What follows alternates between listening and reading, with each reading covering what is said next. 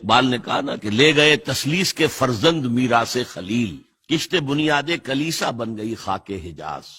تسلیس کے فرزند میراث خلیل لے گئے تھے، بیت المقدس ان کے کروسیڈرز کے قبضے میں آ گیا تھا 1099 میں، اور رہا تھا 1187 تک، 88 ایئرس۔ لے گئے تسلیس کے فرزند میراث خلیل، تو میراث موسوی جو تھی وہ منتقل ہو گئی محمد رسول اللہ صلی اللہ علیہ وسلم رات کی امت کو۔ ان کا قبلہ کینسل، یہ قبلہ آ گیا، تو سب سے زیادہ دکھ تو انہیں تھا۔ اب جو وہاں سے کاؤنٹر ریولوشنری موومنٹ آئی ہے وہ عبداللہ ابن سبا یہودی۔ بعض لوگ آج یہ بھی کہہ دیتے ہیں کہ یہ تو ایک ایسی ہی افسانوی شخصیت ہے، کوئی اس کا وجود ہی نہیں تھا، بڑی زیادتی کرتے ہیں، خاص طور پر ہمارے بعض اہل تشیع یہ کہتے ہیں، حالانکہ ان کی کتابوں کے اندر درج ہے کہ حضرت علی نے عبداللہ ابن سبا اس کے 40 ساتھیوں کو آگ میں زندہ جلوایا۔ رجال کشی کے اندر دیکھ لیجیے لکھا ہوا موجود ہے۔ لیکن چونکہ کچھ لوگوں نے شیعیت کے لیے لفظ سبائیت استعمال کرنا شروع کر دیا، اس لیے وہ ڈیفنس میں کہتے نہیں سبا تو یہ تو افسانوی شخصیت ہے، سبا کوئی تھا ہی نہیں عبداللہ ابن سبا۔ نہیں، عبداللہ ابن سبا ایک شخص تھا یہودی، وہ اسلام کا لبادہ اوڑھ کر آ گیا دارالاسلام میں۔ حضرت عثمان رضی اللہ تعالیٰ عنہ کا ہے۔ اور ایک مغالطہ میں چاہتا ہوں کہ ان دی فرسٹ انسٹنس دفع کر دوں۔ عام طور پر اتنی غلط طریقے سے تاریخ بیان ہوئی ہے کہ حضرت عثمان کے عہد خلافت کو سمجھتے ہیں پورا کا پورا عہد خلافت غالباً فتنوں ہی کے اندر تھا اور اختلافات ہی تھے اور خانہ جنگ۔ معاذ اللہ، ایسا نہیں تھا۔ طویل ترین دور جو ہے دور خلافت حضرت عثمان کا ہے، 12 سال۔ حضرت ابوبکر کے 2.5 سال، حضرت عمر کے 10 سال، دونوں کو جمع کریں گے تو عثمان کا، اور اس میں 10 سال بالکل اسی شان کے ہیں جو حضرت عمر کے خلافت کے شان، کوئی اختلاف نہیں۔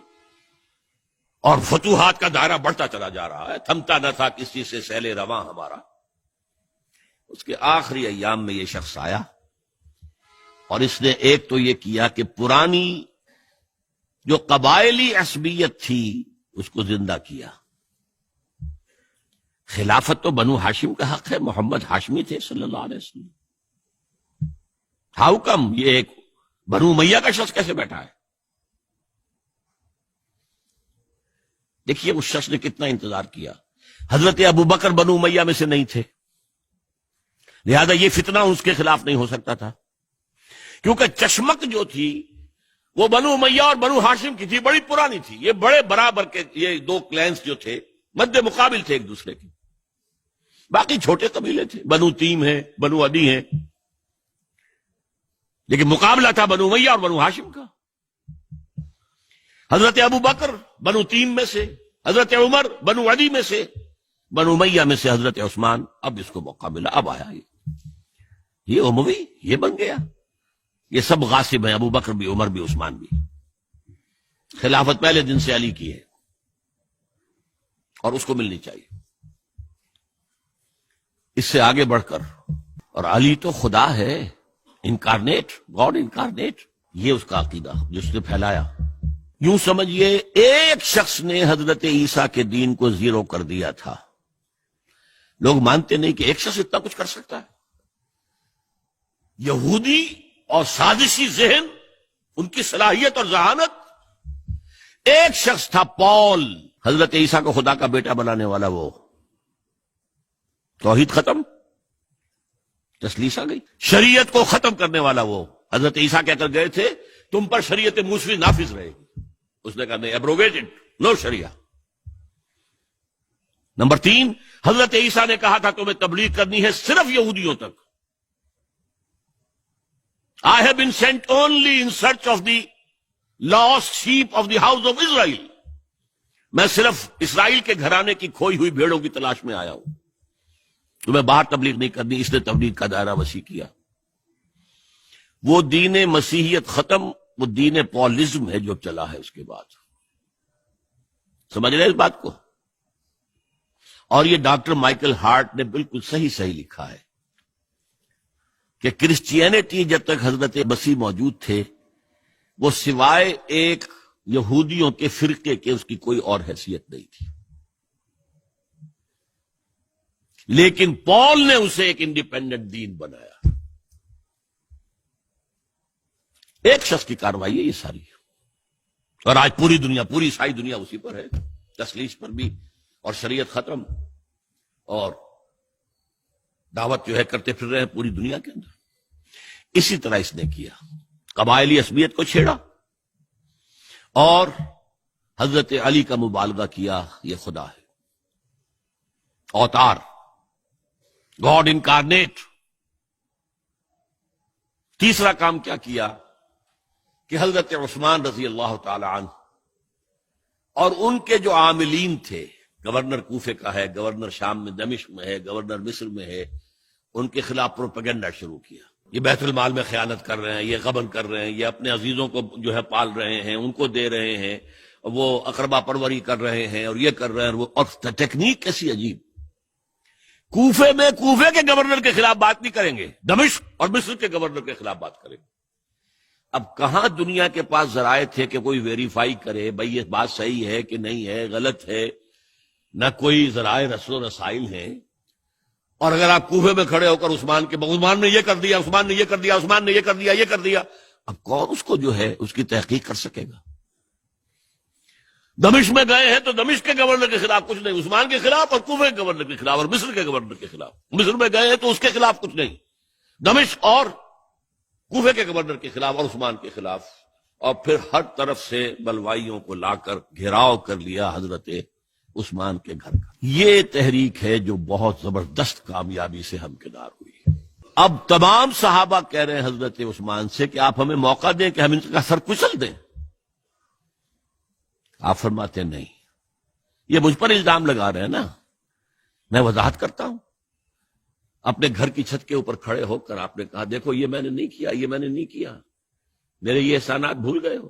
حضرت علی نے مسجد نبوی میں کھڑے ہو کر جتنے الزامات لگائے تھے ان سب کی طرف سے برات کا معاملہ کیا کہ جھوٹ کہہ رہے ہو تم، عثمان پر کوئی غلطی جو ہے، کوئی خیانت ثابت نہیں، لیکن جنگ کی اجازت حضرت عثمان نہیں دے رہے، یہ میرے خون کے پیاسے ہیں نا، جب تک قتل نہیں کر لیتے جرم کہاں ہے؟ جب قتل کر لیں گے تم قصاص دے لینا، لیکن میں کسی کلمہ گو کی جان نہیں لینا چاہتا، صرف اپنی جان کے تحفظ میں۔ یہ ہے عزیمت کا پہاڑ۔ لوگ کہتے ہیں کمزور تھے، جان بچانے کے لیے تو آدمی پتہ نہیں کیا کچھ کر بیٹھتا، اور طاقت ہو تو طاقت کو کیسے استعمال کرے گا۔ حضرت امیر معاویہ کی طرف سے پیغام پر پیغام آ رہے ہیں کہ آپ ہمیں اجازت دیں میں فوجیں بھیجوں اور ان کا قلع کما کر دیا جائے۔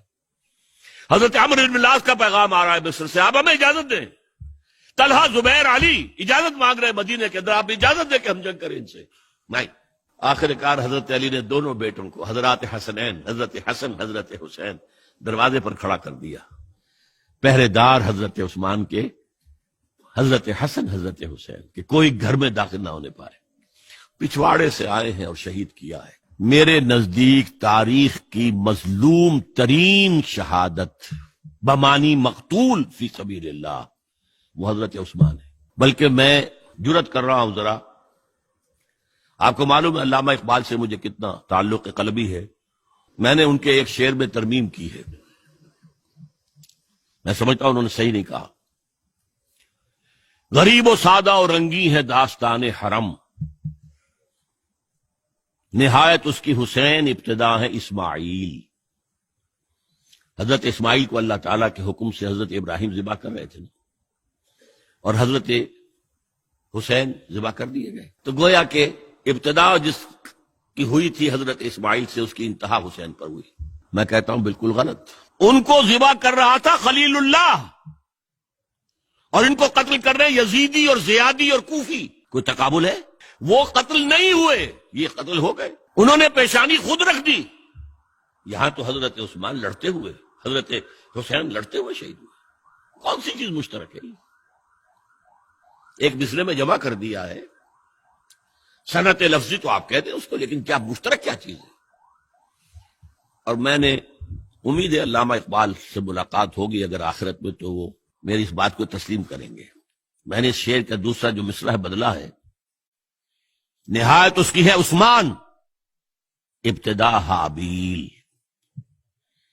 حابیل جنہوں نے کہا تھا بھائی جان آپ مجھے قتل کرنے کے لیے ہاتھ اٹھائیں گے تو میں اپنا ہاتھ نہیں اٹھاؤں گا آپ کو قتل کرنے کے لیے۔ عثمان نے کہا کہ میں نہیں کسی کو قتل کروں گا، کسی کلمہ گو کو، جو مجھے قتل کر دیں گے پھر ان سے قصاص لے لیں۔ عثمان کے پاس لاکھوں کی فوجیں، اسٹینڈنگ آرمیز، پھر بھی انہوں نے اپنی جان دے دی۔ حضرت حسین بہرحال جتنے بھی افراد تھے بہادری سے، شجاعت سے لڑتے ہوئے شہید ہوئے، اس میں کوئی شک نہیں، لیکن لڑتے ہوئے شہید ہوئے نا۔ حابیل کی طرح یہ تو نہیں کہا کہ تم مجھے کرتے ہو تو کر دو، میں تو تمہیں قتل نہیں کروں گا، نہیں۔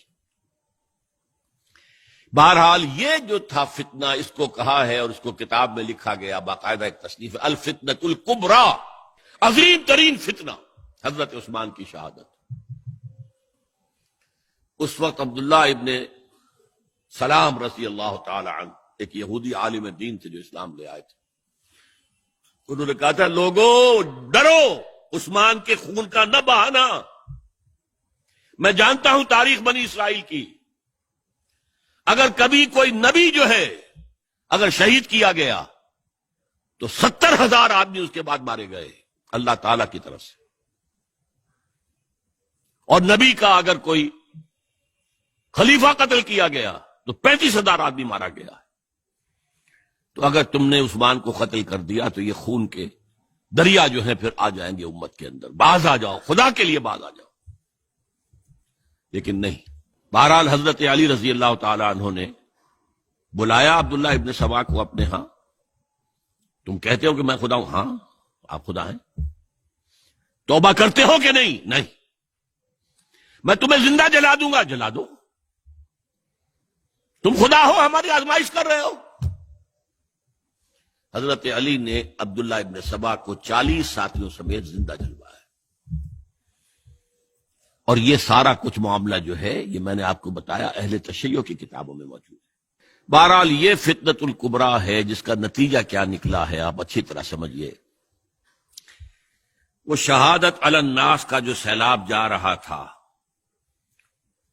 جس کی شان کیا تھی، علامہ اقبال کے الفاظ میں، تھمتا نہ تھا کسی سے سیل رواں ہمارا۔ یہ جو سیل تھا وہ روکنے والا تھا؟ 2 سپر پاورز تھیں اس وقت، ایران، روم۔ ایران کے چیتڑے ٹوٹ گئے، روم کی 2 ٹانگیں ٹوٹ گئی، اب کون روکنے والا تھا؟ یہ انٹرنل سیبوٹاج۔ اس کے بعد جو باہمی خانہ جنگی شروع ہوئی ہے، 1 لاکھ مسلمان ایک دوسرے کی تلواروں اور نیزوں سے ختم ہو گئے۔ عبداللہ ابن سلام نے کہا تھا 70,000، یہاں 1 لاکھ ہو گئے۔ حضور کے صحابہ کا درجہ بہت بلند ہے۔ آپ نے فرمایا علماء امتی کا انبیاء بنی اسرائیل، میری امت کے علماء بھی بنی اسرائیل کے انبیاء کے ہم مرتبہ ہیں۔ تو خلیفہ راشد حضرت عثمان کا رتبہ کیا تھا؟